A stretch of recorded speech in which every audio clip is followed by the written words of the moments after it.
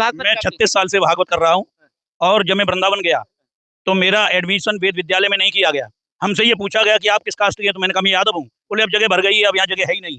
जो शास्त्री का सर मुंडन किया गया है, वो आपके साथ रहा है? वो व्यक्ति 4 साल मेरे साथ रहा मुकुटमणि। मुकुटमणि। जी, और वो बहुत ही सदाचारी लड़का है, बहुत अच्छा। लेकिन उसकी गलती ये रही कि वो बिना बेचारे जो है सोचे समझे उस गाँव में पहुँच गया। उसके बाद भी उसने अपनी कास्ट बताई कि मैं यादव हूँ, और उसके बाद इन्होंने कानून हाथ में लेकर के और इतना बड़ा कृत्य किया उसके साथ। मैं तो ये कह रहा हूँ भागवत के 9वें स्कंद में दिया है। अरे तुमने जो बेइज्जती की है, ये तुमने अपने दामाद की बेइज्जती की है। आचार्य देवयानी जो थी शुक्राचार्य की बेटी राजा याति यादव को ब्याही गई थी, और हम सब उनके दामाद हैं। बड़यामी महापुण्यम सर्पाभरम नृणाम यदोर्वंशम नरा सत्वा सर्पापी प्रमुच्यते। 9वें स्कंद भागवत का ये श्लोक है कि जो यदुवंश की कथा सुनता है उसके हजारों जन्मों के पाप दूर हो जाते हैं। ये मैं नहीं कह रहा, भागवत कह रही है। गीता में भगवान ने कहा है कि सखेति मत्वा प्रसवम युक्तम, हे कृष्ण हे यादव हे सखेति अजानता महिमानम तवेदम मया प्रमादत प्रणयन वापी। स्पष्ट यादव शब्द आया है, यादव के बराबर कोई पूजनीय है ही नहीं।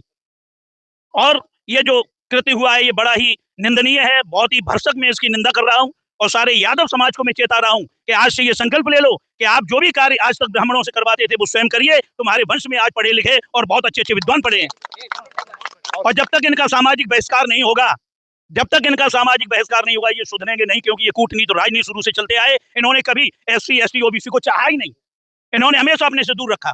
आज भी बताते हैं कि मतलब बराबर पर नहीं बैठने दिया जाता है। ये बहुत निंदनीय बातें हैं, और हम ये जानते हैं कि जो आज ब्राह्मण कुल में पैदा होने के बाद जो शराब का सेवन करते हैं, जो मांस का सेवन करते हैं, उनकी ये मानसिकता है, वो उठ करके चले जाते हैं। वो ये सोच रखते हैं कि ये एक मेरे ब्राह्मण का छोटा बेटा, चाहे वो 10 साल का हो, लोग उसको पाए लागन करें, लोग ये कहें कि पंडित जी पाए लागे। लेकिन ये जमाना अब निकल चुका है, अब ये कुछ भी नहीं है, और ये मानसिकता इनकी बहुत गलत है। एकादशी की एक पुस्तक है, एकादशी की पुस्तक है जिस पर लिखा है कि एकादशी व्रत जो है वो मानव जीवन के लिए उत्थान लाता है। उस एकादशी पुस्तक को मैंने जब एक बार पढ़ा तो उस एकादशी पुस्तक में कुछ नहीं लिखा, केवल ये लिखा है कि आप व्रत करें और सुबह उठने के बाद में पंडित जी को बुलाएं, उनके पैर के अंगूठे को धोएं और उसको पिए, वस्त्र दीजिए, और जो भी जिस तरीके का सीजन हो, अगर गर्म ठंडी का सीजन हो तो गर्म वस्त्र दीजिए, और अगर गर्मी हो तो आप पंखा वगैरह दीजिए। इस तरीके से दाल चावल ये सारी चीजें पंडित जी को दान दीजिए।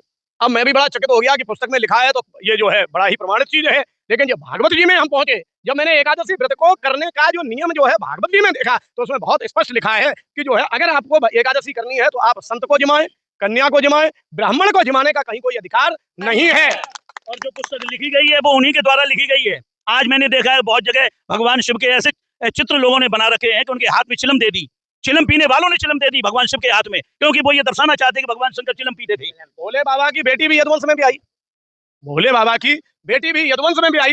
राजा नहुष यदुवंश इंद्र हुए, भाई इंद्र यादव से काम धैर्य तर ही ब्रह्मा धरे न धीर सुर नर्म सब तरसते क्यों ना वहे हीर। छोटी पूरी यादव जाति नहीं है, यादव के दर्शन से मानव जीवन का कल्याण होता है, मानव का उत्थान होता है, यादवों की कथा सुनने से मोक्ष की प्राप्ति होती है। यादव अगर उस कथा को यादव ही कह रहा है तो मोक्ष की दोगुनी प्राप्ति होगी, इसमें कतई कोई दो राय। बहुत बहुत धन्यवाद। इसी के साथ